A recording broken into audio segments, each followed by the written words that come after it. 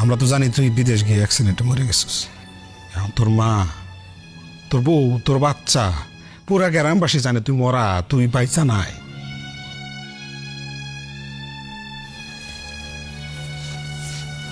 যাই আমি। কই যাস? আরে আমার আটকায়ও না, আমার তখন আমার বাড়িতে যাওয়া উচিত। আমার মা, আমার বউ, আমার বাচ্চা সবাই জানানো উচিত না যে আমি বাইচে আছি? আরে সবাই জানলেই তো বড় বিপদ। কত টাকা ঋণ করে গেছিস তোর মনে নাই? এই ঋণের টাকার লেগে তোর বউরে ডেইলি সমিতির লোকজন এসে খোঁচায়। মহাজন তোর জমি সম্পত্তি সব দখল করে দিচ্ছে, খালি বিটাটা দয়া করে দিয়ে রাখছে।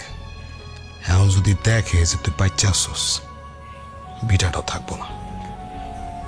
এখন তোর লেগে যদি এই বয়সে তোর মা, তারপর তোর বউ, তোর বাচ্চাটা রাস্তায় বয়, এটা কি ভালো হইব? এটা চাস তুই? না ভাই, এটা তো চাই না। অনেক কি করবো আমি কও?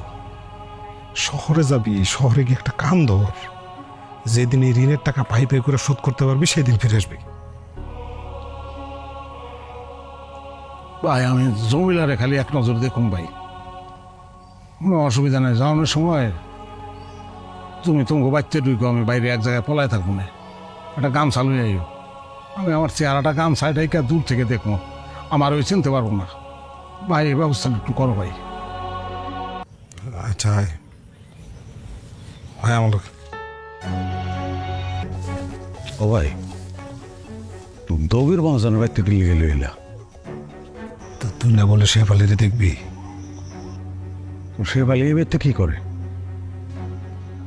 তো হয়েছে দেখ, হয়েছে।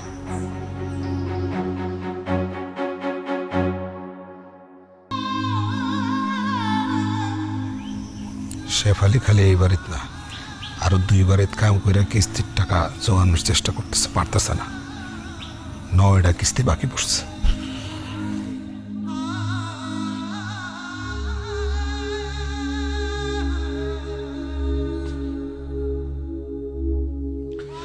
পারতাছি না ভাই। পারতে হইব তো, নাইলে তো এরা ভিটা ছাড়া হইব। বাইরে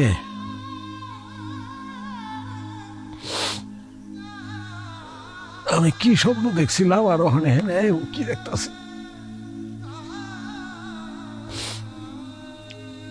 সংসারে যেন আরো সুখ শান্তি আয়, এলে তো বিদেশে রওনা দিছিলাম।